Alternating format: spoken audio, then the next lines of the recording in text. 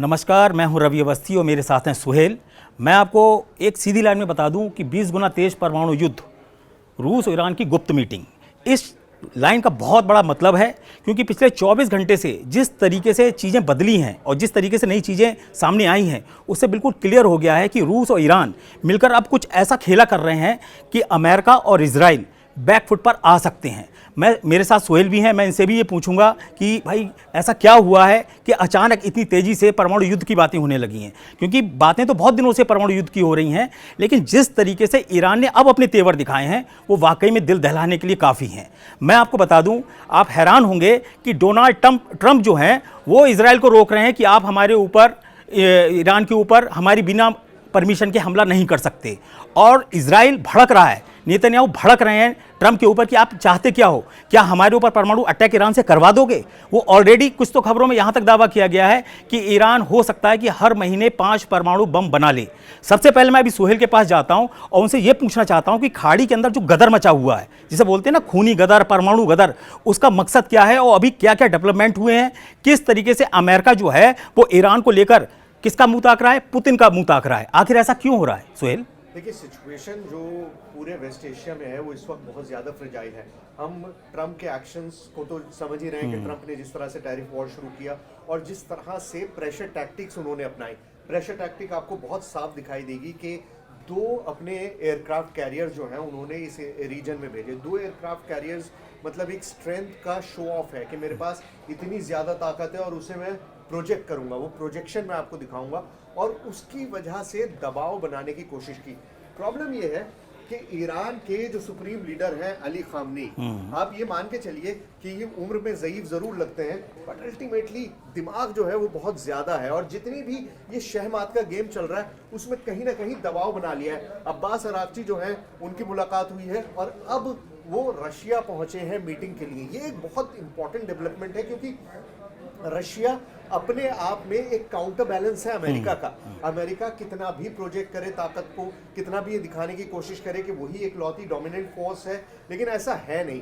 और रूस ने जो कुछ किया है पिछले दिनों में, यूक्रेन की लड़ाई को लेकर जो कुछ हुआ है, या यहाँ पर जिस तरह से पुतिन का आप समझ सकते हैं कि पुतिन अपने आप को बहुत ही ज़बरदस्त तरीके से वो मैनेज कर रहे हैं और कहीं ना कहीं ट्रंप पे इस तरह का दबाव बना दिया है जिसका सारा असर जो है वो आपको यहाँ पर दिखाई दे रहा है। अच्छा, एक चीज़ मैं आपको और बता दूं, बड़ी अच्छी सुहेल ने बात बताई।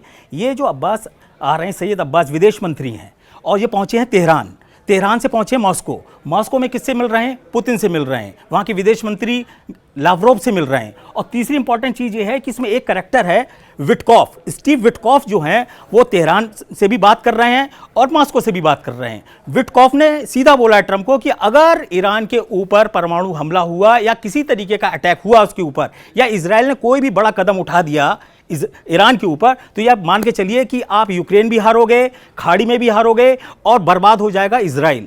इजराइल को डर ये है कि साल 2015 में अमेरिका ने एक समझौता किया था ईरान से, लेकिन उसमें दिक्कत यह थी कि उसमें ईरान जो था उसको ये लोग परमाणु हथियारों के डेवलपमेंट से रोक ही नहीं पाए। और यही वजह है कि अब दावा किया जा रहा है किसकी तरफ से, जो अंतर्राष्ट्रीय परमाणु एजेंसी हैं IAEA के चीफ राफेल ग्रॉसी, वो तो इस वक्त पहुंच चुके हैं तेहरान। उन्होंने वहां पहुंचने से पहले क्या बोला कि देखिए अब आप ईरान को रोक नहीं सकते, वो परमाणु और एटम बम बना लेगा, उसके पास सारी चीजें पहुंच चुकी हैं। रक्षा विशेषज्ञ उन्होंने कहा आप 60% की बात कर रहे हो, ईरान तो 90% के करीब पहुंच चुका है और वो आराम से हर महीने 5 परमाणु बम बनाने की क्षमता रखने वाला है। तो ऐसे हालात में आप अंदाजा लगा सकते हैं कि ईरान की परमाणु ताकत अगर रशिया की परमाणु ताकत से मिल जाएगी तो फिर अमेरिका और इजराइल क्या करेंगे? दोनों परमाणु शक्ति हैं, फिर तो बैलेंस बराबर होगा ना, एक तरफा युद्ध ही नहीं होगा। एक चीज मुझे बताइए सुहेल, जो बार बार एक तरफा युद्ध कर रहा था अमेरिका और इजराइल की तरफ से, जैसे उन्होंने हूती पे अटैक कर रहे हैं, गाजा में अटैक कर रहे हैं, बेरूत में, लेबनान में किया, अब क्यों नहीं कर पा रहे हैं? देखिए, किया सब कुछ किया और सब कुछ करने के बाद रिजल्ट क्या हुआ? अल्टीमेटली आज क्या हुआ है, हमास से वापस निगोशिएशंस आगे बढ़ती जा रही हैं, जबकि आपने उन्हें डिक्सिमेट करने के लिए, उनको खत्म करने के लिए जितना गोला बारूद हो सकता था वो इस्तेमाल कर लिया। हूती पर अमेरिका ने इजराइल को बोला कि हूती को हम देख लेंगे, तुम हमास को देखो। यही एटीट्यूड था ना जब शुरू हुआ था कि हूती को हम देख रहे हैं, तुम हमास को देखो, हूती हम पर छोड़ दो। हूती क्या हुआ? आज तक इजराइल पर मिसाइल्स जो है वो फायर हो रहे हैं। कल भी अमेरिका ने अटैक किया हूती पर, और उस अटैक से सना में कुछ लोगों की मौत भी हुई। But ultimately you need to realise कि कहीं ना कहीं अमेरिका भी ये मानने लगा है कि जो बात हो रही थी हूती को हम निस्तनाबूद कर देंगे, खत्म कर देंगे, वैसा कुछ नहीं होने वाला। अच्छा, एक चीज मैं आपसे और पूछूंगा, क्या ट्रंप को एहसास हो चुका है कि पुतिन ने जिस तरीके से नाटो यूक्रेन को रौंदा है, यानी कि उनके हथियारों को रौंदा, उनके सैनिकों को रौंदा है, उससे क्या अमेरिका को ये समझ में आ गया है कि अगर हमने दोबारा ऐसी गलती ईरान में कर दी या हूतियों के साथ कर दी तो हम लोग बिल्कुल ही बर्बाद हो जाएंगे? क्या ऐसा हो सकता है? देखिए, यूनिपोलर वर्ल्ड अब नहीं है, भले आप उसे इकोनॉमिकली लें, पॉलिटिकली लें, स्ट्रैटेजिकली लें या मिलिट्रीली लें, यूनिपोलर वर्ल्ड अब नहीं बचा है। कहीं ना कहीं चाइना ने ये जो टैरिफ वॉर है इसमें दिखा दिया कि आप भले कितने ताकतवर हो लेकिन आप दूसरों को मिटा नहीं सकते। और यही कुछ हो रहा है इस मिलिट्री जो पूरा चल रहा है, ये जंग का माहौल जो है, इसके अंदर भी कहीं ना कहीं अमेरिका ये रियलाइज करने लगा है कि मैं एडिक्ट जो जारी करता हूँ कि ऐसा कर देंगे, ऐसा हो जाएगा, वो सब कुछ नहीं होने वाला। यहाँ पर ईरान पर हमला करने से इसीलिए रोका है, जो हम बार बार ये कह रहे हैं कि ट्रंप पर नेतन्याहू भड़क गए कि उन्होंने रोक दिया कि ईरान पे हमला मत करो, इसीलिए रोका क्योंकि उनको पता है कि ईरान पर बम गिराने का मतलब ये है कि पुतिन खुलकर सपोर्ट में आ जाएंगे और यूक्रेन से भी बड़ी प्रॉब्लम्स यहाँ पर मिडिल ईस्ट में शुरू हो जाएंगे अमेरिका के लिए। और ट्रंप नहीं चाहते कि मल्टी फ्रंट खुले, और इसी वजह से उन्होंने नेतन्याहू को समझाया कि नहीं, हमें हमला नहीं करना है, रुक जाओ, हमें हमला नहीं करना है, रुक जाओ, हमें हमला नहीं करना है, रुक जाओ। और उसका रिजल्ट ये सारी जो डिप्लोमेसी दिखाई। अच्छा, एक बड़ा इंपॉर्टेंट चीज है, पहले ओमान के मस्कट में 19 अप्रैल को मीटिंग होने जा रही थी अमेरिका और ईरान के बीच। अब खबर आ रही है कि साहब वहां नहीं होगा, अब इटली में जो रोम है वहां अमेरिका और ईरान के अधिकारी या विदेश मंत्री वहां मिलेंगे और बात करेंगे। आखिर अचानक वेन्यू चेंज क्यों किया? इसके पीछे के भी कई तर्क दिए जा रहे हैं। दावा किया जा रहा है कि ईरान की जो परमाणु ताकत है उससे अमेरिका और ईरान जो एक दूसरे को बैलेंस कर रहे थे वो टूट चुका है। तीसरी इंपॉर्टेंट चीज इसमें यह आ गई है कि ट्रंप और नेतन्याहू ये नहीं समझ पा रहे हैं कि पुतिन आंख मूंद कर ईरान का साथ क्यों दे रहे हैं। इसके पीछे की जो रक्षा विशेषज्ञ हैं उनका साफ कहना है कि ईरान ने अपने देश का वजूद दांव पे रखकर सारे हथियार रशिया को दिए हैं कि आप इसको जीतिए और अगर हम पे संकट आए तो आप हमको बचाइए। अभी स्थिति यह है कि पुतिन ने बोला है कि देखो युद्ध बहुत अहम मौके पर पहुंच चुका है, और आपके स्टीव विटकॉफ ने साफ बोला है कि भाई अगर आप ईरान को कंट्रोल कर लोगे तो आपको हम यूक्रेन में 5 इलाके दिला देंगे। पुतिन इस पे राजी हो रहे हैं, ऐसा सूत्रों के हवाले से खबर है। अगर 5 इलाके पुतिन को मिल जाते हैं तो ईरान के लिए तो बल्ले बल्ले हो जाएगी ना उधर। ईरान पे कंट्रोल करेंगे कैसे? जरा ईरान के हथियारों का जखीरा बिल्कुल देखिए। बिल्कुल बिल्कुल पूरी एक सिटी है, यहाँ पर मल्टीपल सिटीज इस तरह की हैं। ये पूरी सिटी है जिसमें बम और मिसाइल्स भरे पड़े हैं। ये पूरी सिटी आप देखिए, शहर का शहर है, गाड़ियां चल रही हैं, इस सुरंग के अंदर गाड़ियां चल रही हैं और उन गाड़ियों से मिसाइल्स और जो भी वहां पर आर्मामेंट्स मौजूद हैं वो लाइन से दिखाए जा रहे हैं। एक छोटा शहर बसा हुआ है जो पूरा का पूरा हथियारों से भरा हुआ है। जब इतनी ज्यादा तैयारी हो और शाही ड्रोन, जिस तरह से शाही ड्रोन ने यूक्रेन में अपना असर दिखाया, उससे आप ये तो कह सकते हैं कि टेक्नोलॉजी के मामले में सारे चीजों के बावजूद ईरान पीछे नहीं है। और इसीलिए जो उनके जनरल है ना, जो जीप पे बैठे हुए इस तरह से सीना खुला है, कॉन्फिडेंस जो है वो दिखाई दे रहा है कि हमें डर कुछ नहीं है, अगर मुकाबले की बात आएगी तो मुकाबला भी। ये सुहेल ने जो आपको भी मिसाइल सिटी पूरी दिखाई है, आपको इसके बारे में थोड़ी जानकारी दे दूं। ऐसे दावे किए जाते हैं, किसी के पास सबूत नहीं, ऐसे दावे किए जाते हैं कि 1 लाख से ज्यादा घातक मिसाइलें ईरान के पास हैं, जिसमें खैबर शेकेन, खुर्रम शहर, इमाद, गदर जैसी घातक मिसाइलें हैं। इसमें कुछ हाइपरसोनिक भी हैं। और एक चीज आपको और बता दूं, अभी 24 घंटे पहले ईरान ने अपना एक नया एयर डिफेंस, है तो पुराना लेकिन उसका एक नए वर्जन का कहते हैं ना सफलतापूर्ण परीक्षण किया। उसका नाम है बावर 373। बावर 373 एक ऐसा एयर डिफेंस है जिसके बारे में दावा किया जा रहा है कि वो अमेरिका के F-35 को भी उड़ा सकता है। वो दावा किया जा रहा है कि वो इजराइल के F-16 और F-15 क्लास के जो जेट्स हैं उनको भी उड़ा सकता है। तो आप अंदाज़ा लगा सकते हैं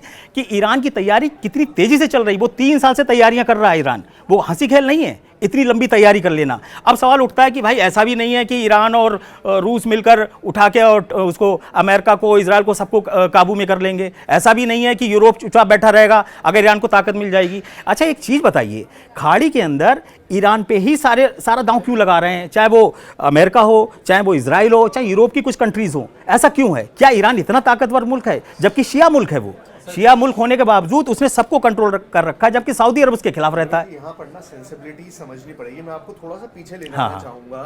इस्लाम के आने से पहले 1400 साल पहले अगर हम बात करें तो दुनिया की दो सबसे बड़ी एम्पायर थी, जैसे आज अमेरिका है उस तरह से पर्शियन एम्पायर और बाइजेंटियन एम्पायर थी। और वो पर्शियन एम्पायर इसी इलाके में थी जहां आज ईरान के लोग हैं।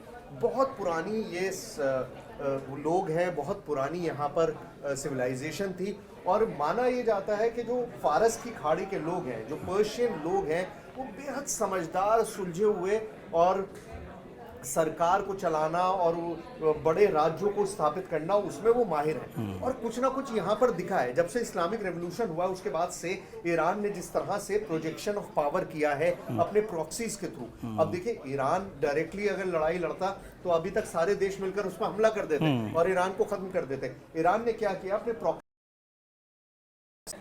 और शिया जो मिलिशियाज हैं उनको हथियार पहुंचाए और उनके दम पर अपनी ताकत बढ़ाने की कोशिश की। फिर भले वो हुतीज हो, हिजबुल्ला हो, इराक में शिया लड़ाके हों, इन सब की मदद से ईरान ने अपनी पावर की प्रोजेक्शन जो है वो अपने इलाके से कहीं दूर करी। और एक ऑक्टोपस नाम का जानवर होता है समुद्री, अगर आपने देखा, उसकी बहुत सारी आर्म्स होती हैं और वो जब अपने शिकार को घेरता है तो सारी आर्म्स से वो इस तरह से पकड़ने की कोशिश करता है। ईरान जो है करीबन वही गेम खेल रहा है इजराइल के साथ। अपने आर्म्स उसने अलग अलग बना रखे हैं। एक आर्म उसका हिजबुल्ला है, एक आर्म उसका हूती है, एक बार उसका शिया मिलिशिया है जो इराक में है, जो सीरिया में है। और इन सब से वो घेरना चाह रहा है। लेकिन ऑक्टोपस का हेड जो है, जो सर है, वो ईरान है। अच्छा, एक चीज़ आपको और बता दूं, यहाँ बार बार आप एक नाम देख रहे होंगे, उसमें आ रहा है ब्रिगेडियर जनरल अमीर अली। ये कौन है पता? ये IRGC यानी कि ईरान की वायुसेना के चीफ हैं। ये वही बंदे हैं, ये वही ब्रिगेडियर जनरल है जिसने साल 2024 में जब इजराइल पर मिसाइल अटैक किया था तो पूरा कमांड उसके हाथ में था। खामनेई ने उनको ऑर्डर दिया कि तुमको ये करके दिखा सकते हो? उसने कहा मैं बिल्कुल दिखा सकता हूँ। खामनेई ने उनसे पूछा, ऐसा निकला है पेपरों में, वहाँ की मीडिया में ईरान की, कि ये बताइए कि यहाँ हमारे तेहरान से और इजराइल की दूरी लगभग 2000 से 2200 किलोमीटर है, क्या हम इतनी दूर तक मिसाइलों से अटैक कर सकते हैं? आप विश्वास नहीं मानेंगे, इसी ब्रिगेडियर जनरल अमीर अली ने वो कारनामा करके दिखाया और इजराइल के कम से कम 10 इलाकों में हर तरीके की मिसाइलें उसने गिरा के दिखाई। उसमें खुर्रम शहर और शेकेन और गदर जैसी मिसाइलें भी थीं। अब आप इसी से अंदाजा लगा सकते हैं। सर, ये तब मुमकिन हुआ जब वहां पर डिफेंस के लिए आयरन डोम भी था, एरो मिसाइल सिस्टम भी था। मतलब जो दुनिया के top most missile defence system हैं वो सारे वहां पर डिप्लॉयड थे।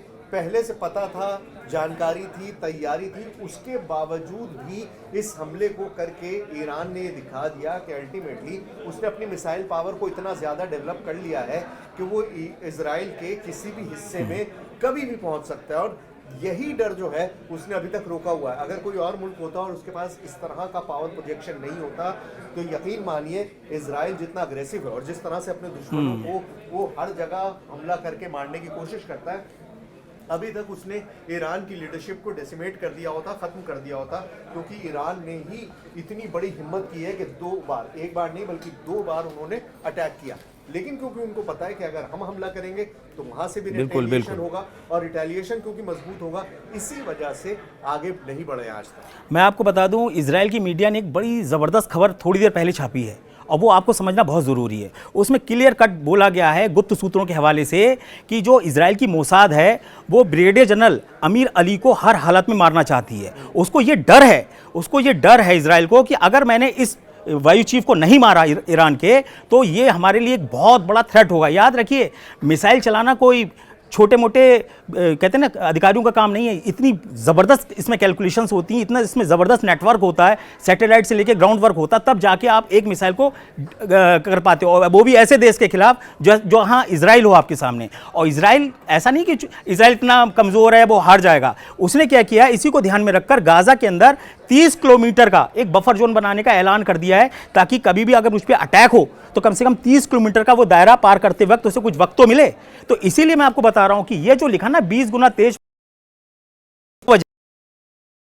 बोल रहा है कि भाई आप सिर्फ 3% यूरेनियम यूज करिए जो आपके परमाणु बिजली के लिए जरूरी है, बाकी आप उसको हटा दीजिए, उसको नष्ट कर दीजिए।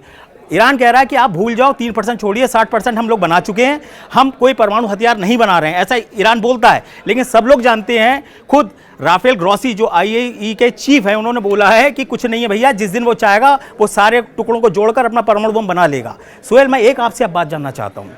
चलिए, पुतिन के पीछे ऐसी क्या मजबूरी है कि वो ईरान का इतना ज़बरदस्त तरीके से साथ देने को तैयार हैं और ट्रंप को मजबूर कर रहे हैं कि इजराइल से कह दो ईरान पर अटैक नहीं होगा जब तक कि ये वार्ता पूरी नहीं हो जाती। इसके पीछे की वजह क्या है? देखिए, इसकी सबसे बड़ी वजह जो है इसके पीछे की वो ये है कि दुश्मन का दुश्मन जो है वो दोस्त होता है। अब पुतिन के साथ प्रॉब्लम ये है कि पुतिन ने अपने आप को आइसोलेट कर लिया है।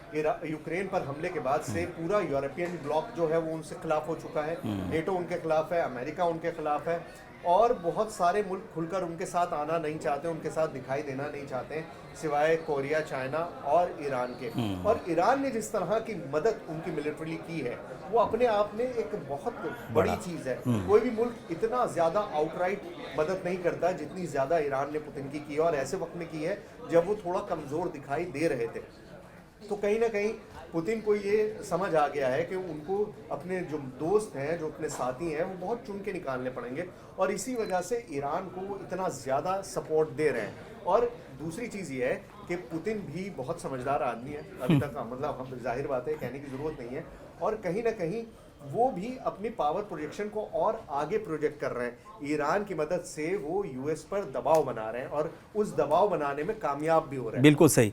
ये जो दबाव वाली बात सुहेल ने बोली ये बड़ी इंटरेस्टिंग है। आप देखिए ट्रंप ने क्या किया, पहले तो खूब हथियार दिए यूक्रेन को, उसको भस्मासुर बना दिया। अब हथियार नहीं दे रहे हो तो वो रोज जेलेंस्की रोज रोते हैं आके कि ट्रंप आप हमको मरवा रहे हैं, ट्रंप आप यूक्रेन को तबाह कर रहे हैं। ये जो स्थिति है इससे क्या हुआ है, और उधर ट्रंप ने क्या किया, टैरिफ लगा के यूरोप को भी अपने खिलाफ कर लिया। अब ट्रंप के साथ ना तो जेलेंस्की खड़े होने को तैयार हैं, ना यूरोपियन कंट्रीज खड़े होने को तैयार है, जबकि पुतिन की तरफ ईरान भी है, बाकी भी देश हैं बड़े बड़े जो उसको हर तरीके से हेल्प कर रहे हैं। ऐसी स्थिति में जो रूस के पास कहते हैं ना 500 जो सबसे बेस्ट एटम बम है वो इसका इस्तेमाल कर सकता है अगर बड़ी युद्ध हो। और अगर ऐसा होता है तो आप ये मान के चलिए कि ईरान और रूस जो है वो आधी दुनिया पर भारी पड़ेंगे। और मैं आपको बता दूं कल हम इसी वक्त फिर हाजिर होंगे, आपको कुछ नया बताएंगे, क्योंकि रात में भी बहुत डेवलपमेंट होने वाला है, मॉस्को में भी और तेहरान में भी, ये आप मान के चलिए। मैं रवि अवस्थी और सुहेल आपसे फिर कल मिलेंगे और फिर हम एक नए अंदाज से, नए एंगल से आपको सारी चीजें बताएंगे। सुहेल आप कुछ कहना चाह रहे हैं? मैं बस यही बताना चाह रहा था कि हम यहाँ पे लिख तो रहे हैं कि भाई ये इस तरह के परमाणु हथियार तैयार हो रहे हैं और परमाणु जंग की तैयारी हो रही है, बट लेट्स होप कि ऐसा कुछ ना हो, क्योंकि अगर ऐसा कुछ हुआ सही तो बात वो है। हम सब के लिए बहुत ही बड़ी चुनौती और बहुत ही बड़ी मुसीबत होगी। तो चलिए कल आपसे मुलाकात करते हैं। Good bye.